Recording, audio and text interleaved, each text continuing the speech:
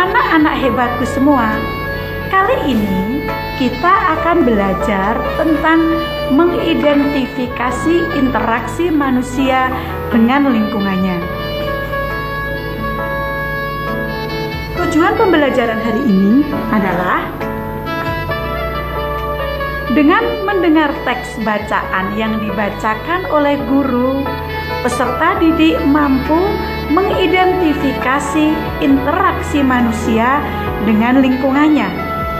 Interaksi yang dimaksud adalah interaksi manusia dengan lingkungan alam sekitarnya, interaksi manusia dengan lingkungan sosialnya, dan keberagaman yang didapat dan ditemukan di dalam teks bacaan yang dibacakan oleh guru.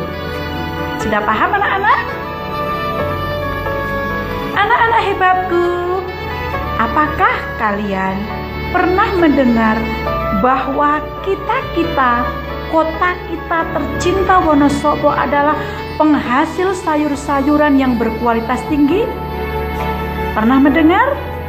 Di radio, di televisi, di internet, di website, di Instagram, pernah mendengar dan melihatnya? Dari mana sayuran itu kita dapatkan? Siapa yang menanam sayur? Apakah peranan petani bagi kehidupan kita? Serta bagaimana cara petani sayur memanfaatkan lingkungan hidup? Nah, untuk itu, hari ini kita akan membahas hal tersebut. Akan kita bahas tuntas hal tersebut, tapi berdasarkan bacaan yang akan Bu Salamah baca. Nah, anak-anakku, dengarkan baik-baik ya. Bu Salamah akan membacakan sebuah teks. Kalian cermati, karena dari bacaan itulah kalian akan mampu memahami apa itu interaksi. Oke? Sudah siap semuanya? Ayo kita mulai. Teks bacaan yang akan Bu Salamah bacakan adalah berjudul Kentang sebagai Mata Pencaharian Penduduk. Sektor pertanian merupakan salah satu sektor ekonomi andalan bagi perkembangan perekonomian Indonesia. Kekayaan alam Indonesia yang berlimpah dilengkapi dengan iklim tropis sangat mendukung berbagai kegiatan pertanian. Salah satu kegiatan pertanian itu adalah budidaya kentang yang dari tahun ke tahun produksinya terus meningkat.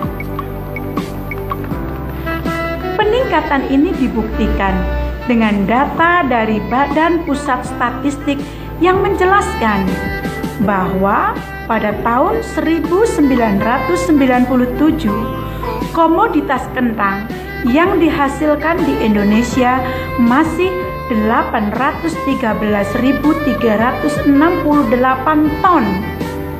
Dan diketahui bahwa pada tahun 2009 produktivitasnya telah mencapai 1.176.317 ton. Peningkatan tersebut dipengaruhi oleh permintaan pasar dan juga meningkatnya sehingga petani tertarik untuk terus membudidayakannya. Sementara Jawa Tengah merupakan salah satu provinsi di Indonesia yang menjadi penghasil komoditas kentang dengan lahan panen terluas, yaitu 16.215 hektar dan produktivitas sebanyak 17.014 ton per hektar pada tahun 2015. Budidaya kentang tersebut dilakukan oleh petani di dataran tinggi. Mengingat kentang adalah salah satu komoditas hortikultura yang bisa tumbuh di daerah yang beriklim sejuk. Salah satu dataran tinggi di mana mayoritas masyarakatnya bermata pencaharian sebagai petani kentang adalah dataran tinggi Dieng. Karakteristik wilayahnya yang khas membuat petani mengambil keputusan untuk menjadikan tanaman kentang sebagai salah satu komoditas utama dan menjadi andalan sumber nafkah. Keputusan petani untuk menanam kentang dipengaruhi oleh permintaan pasar kentang yang terus ada serta harganya yang lebih mahal daripada komoditas hortikultura lainnya meskipun harganya turun naik.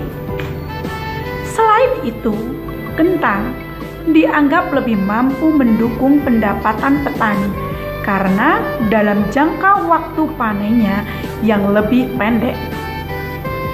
Jika petani menanam jagung, petani hanya mampu panen setahun sekali, sebab menyesuaikan dengan perubahan musim dan perbandingan untung dan rugi. Penghasilan yang diperoleh dari bertani jagung juga lebih rendah jika dibandingkan dengan bertani kentang. Sedangkan jika bertani kentang, dalam 1 tahun petani mampu melakukan panen sebanyak 3 kali. Berhasil tidaknya produksi petani dan tingkat harga yang diterima oleh petani untuk hasil produksinya merupakan faktor yang sangat mempengaruhi perilaku dan kehidupan petani. Demikian pula dengan pertanian kentang yang dilakukan oleh petani di dataran tinggi Dieng, salah satu dataran tinggi di Indonesia yang sangat fenomenal. Wilayah dataran tinggi dengan keadaan wilayah yang khas dan mendukung untuk kegiatan pertanian merupakan faktor pendukung bagi masyarakat untuk memilih strategi bertahan hidup sebagai petani. Petani kentang merupakan orang yang berani mengambil resiko. Meskipun sesungguhnya pertanian kentang bukanlah tanpa resiko. Keadaan wilayah dataran tinggi Dieng yang semakin menurun kualitasnya, cuaca yang semakin tidak menentu, serta perubahan harga di pasar menjadi konsekuensi bagi para petani untuk bertindak hati-hati. Masalahnya, pertanian kentang dataran tinggi Dieng pada kondisi saat ini tidak sebaik pada tahun 1980-an hingga 1990-an. Tahun 1980-an, petani bisa memperoleh hasil panen hingga 20-30 kali lipat dari jumlah bibit yang ditebar. Dan tahun 1990-an mengalami penurunan. Petani memperoleh hasil panen hanya 13-15 kali lipat dari jumlah bibit yang ditebar. Produksi kentang yang pada akhir 1990-an berkisar 25-30 ton per hektar, kini tinggal 10-13 ton per hektar.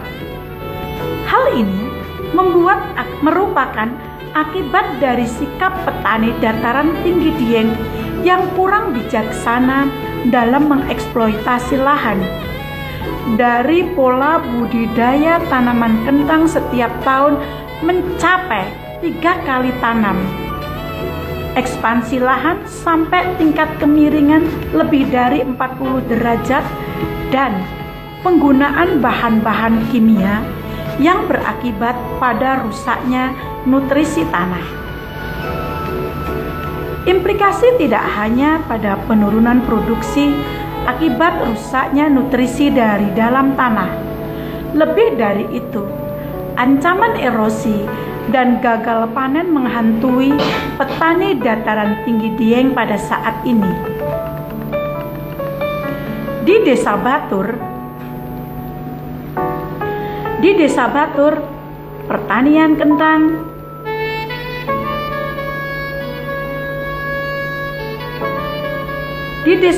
dalam budidaya tanaman kentang bisa dilakukan setiap musim, yaitu pada musim penghujan dan musim kemarau. Dalam budidaya kentang banyak resiko yang dihadapi. Salah satunya adalah perubahan harga. Akibat terjadinya perubahan harga karena pada musim penghujan, petani lebih berani menanam kentang dengan lahan yang luas hingga pada lereng gunung yang jauh dengan sumber air. Karena petani tidak lagi memikirkan untuk pengairan tanaman kentang, sehingga produksi pada musim penghujan melimpah. Dan saat produksi kentang melimpah, harga kentang akan menurun secara drastis hingga mencapai 3.000 sampai 4.000 kg. Pada musim kemarau, petani tidak berani mengambil resiko yang besar. Pada musim kemarau, tanaman kentang membutuhkan air yang banyak, sehingga petani hanya berani menanam kentang pada lahan yang dekat dengan sumber air, sehingga produksi pada musim kemarau menurun. Saat produksi menurun, harga kentang naik sehingga mencapai 8.000 sampai 14.000 per kilogram. Selain itu, lahan yang kian terbagi-bagi dengan banyaknya jumlah penduduk di dataran tinggi Dieng menyebabkan usaha tani hanya bisa dilakukan dalam skala kecil oleh rumah tangga dengan luas lahan kurang dari 1 hektar, meskipun ada yang mampu melakukannya dalam jumlah besar, yaitu dengan lahan luas lebih dari 1 hektar. Namun hal tersebut hanya berlaku pada pemilik ataupun penggarap lahan yang luas. Nah, anak-anak, kalian tadi sudah mendengarkan Bu Salamah membacakan sebuah teks yang berjudul Kentang sebagai Mata Pencaharian. Setelah kalian cermati, tadi dalam bacaan itu ada kata-kata kunci yang berhubungan dengan interaksi. Kalian tentu saja sudah mencatatnya. Nanti setelah kalian mencatatnya, akan kita cocokkan dengan kesimpulan yang didapat dari Bu Salamah.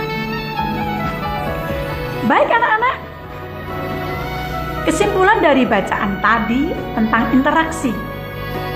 Interaksi manusia dengan lingkungan alam sekitarnya dalam bacaan tadi adalah, anak-anak coba ditulis dulu. Setelah ditulis, kemudian Bu Salamah akan membacakan apa interaksinya, kalian cocokkan. Benar atau tidak pemahaman kalian tentang bacaan dan pengertian kalian tentang interaksi yang terdapat dalam bacaan itu. Sudah siap? Baik, Bu Salamah ulangi. Interaksi manusia dengan lingkungan alam sekitarnya dalam bacaan tadi adalah petani kentang yang menyesuaikan musim sebagai waktu menanam kentang. Ya, siapa yang betul? Tepuk tangan. Kalian hebat sekali. Bagi anak-anak yang sudah benar, berarti pemahaman kalian tentang bacaan luar biasa. Baik anak-anak, Bu Salamah jelaskan tentang apa itu interaksi yang berhubungan dengan hal tadi. Interaksi yang terjadi antara manusia dengan lingkungan alam adalah interaksi yang mengharuskan manusia menyesuaikan diri dengan alam dan menjadikan manusia dapat memanfaatkan alam sekitarnya. Interaksi antara manusia dengan lingkungan alam dapat berlangsung dengan positif maupun negatif. Berikut adalah contoh interaksi lainnya. antara manusia dengan lingkungan alam. 1. Manusia yang menanam tumbuhan. 2. Penebangan pohon. 3. Penggalian tanah untuk daerah pertambangan. 4. Petani yang menyesuaikan musim hujan sebagai waktu menanam padi. 5. Nelayan yang menyesuaikan waktu berlayar agar didapat hasil tangkapan yang maksimal. 7. Pedagang yang menyesuaikan waktu siang hari sebagai waktu untuk berdagang minuman es. 8. Cuti kantor bagi ASN ataupun pegawai lainnya akibat banjir melanda. Selanjutnya, seorang ayah yang sedang memancing ikan di sungai. Selanjutnya, wisatawan mancanegara yang sedang berjemur di tepi pantai. Dan yang ke-10, warga kampung yang membersihkan aliran sungai dari sampah. Kalau begitu interaksi manusia dengan alam sekitarnya mudah bukan? Sangat mudah dan sangat mudah. Baik, Bu Salama lanjutkan. Anak-anakku sekalian, contoh interaksi manusia dengan lingkungan sosialnya pada bacaan yang tadi Bu Salama baca adalah apa? Itu kalau interaksi sosialnya berarti bagaimana seorang petani mencari bibit, pupuk, bagaimana dia menjual ke distributor, itu interaksi sosialnya. Bagaimana petani berinteraksi sosial pada sebelum menanam kentang, saat menanam kentang, dan pasca menanam kentang. Jelas anak-anak? Nah, ini contohnya. Contoh lain dari bacaan itu yang berhubungan dengan interaksi manusia dengan lingkungan sosialnya. Yang pertama, kegiatan jual beli yang terjadi di pasar tradisional. Yang kedua, belajar kelompok. Yang ketiga, kegiatan gotong royong di lingkungan tempat tinggal. Nah, anak-anak, sebenarnya apa sih interaksi sosial itu? Interaksi lingkungan sosial adalah suatu kegiatan komunikasi yang dilakukan baik secara individu dengan individu, individu dengan kelompok, atau kelompok dengan kelompok. Suatu kegiatan interaksi dilakukan karena hal tersebut sudah mendarah daging di dalam tubuh setiap manusia. Sudah menjadi kodratnya manusia sebagai makhluk sosial yang tidak dapat hidup tanpa adanya bantuan dari makhluk hidup dan manusia lainnya. Nah, anak-anak, kegiatan interaksi dilakukan karena beberapa hal, yaitu 1. Untuk memenuhi dan melengkapi kebutuhan hidup. 2. Untuk memanfaatkan kesempatan. Artinya di sini adalah manusia dapat memilih salah satu pilihan yang menurutnya terbaik di antara beberapa pilihan yang tersedia. Yang ketiga, tidak tersedianya fasilitas yang memadai untuk melakukan kegiatan interaksi. Nah, anak-anak, tadi di atas Bu Salama menjelaskan tentang interaksi individu dengan individu, individu dengan kelompok, kelompok dengan kelompok. Lalu contohnya apa? Contohnya kegiatan di mana? Nih, ya. Adapun contoh yang individu dengan individu, saat kalian berjabat tangan, saling bertegur sapa, berpelukan, konsultasi antara seorang pasien dengan dokter, obrolan antara teman dengan teman satu bangku, adik dan kakak yang sedang bermain, percakapan seorang anak dengan bapaknya atau anak dengan ibunya. Kemudian kalau individu dengan kelompok, jadi satu orang dengan sebuah komunitas. Misalkan seorang sales yang sedang mempromosikan produknya kepada para konsumen, seorang guru yang sedang mengajar muridnya. Ya, ini individu dengan kelompok. Kemudian seorang ustadz yang menyampaikan khutbah Jumat, seorang lurah yang sedang memberikan kata sambutan. Kemudian Kalau kelompok dengan kelompok, rapat di sekolahan, pertandingan futsal antar sekolah, pertandingan antar basket. Pertandingan basket antar tim. Bisa lama sampai keceletot. Nah, anak-anak, tadi adalah penguatan tentang interaksi. Kalian bisa memberikan contoh lainnya tentang interaksi manusia dengan alam sekitarnya dan interaksi manusia dengan lingkungan sosialnya. Oke anak-anak, coba kalian ambil bukunya. Silahkan ditulis di pertanyaan dari Bu Salamah. Ya, pertanyaan yang pertama. 1. Pertanyaan yang pertama ya. Apakah arti interaksi?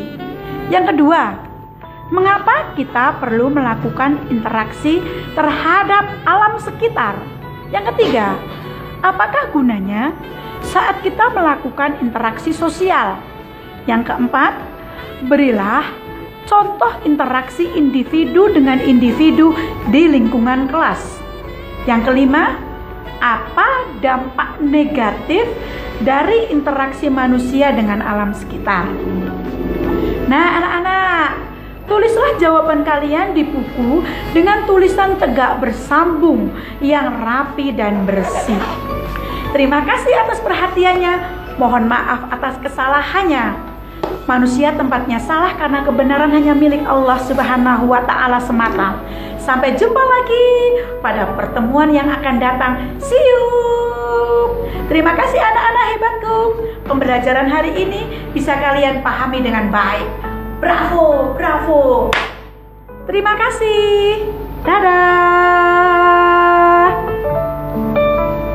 Oke, baik, terima kasih kepada Ibu Salamah yang sudah menyampaikan materi yang sangat asik sekali ya, pokoknya tentang interaksi manusia dengan alam, dengan lingkungan begitu. Jadi buat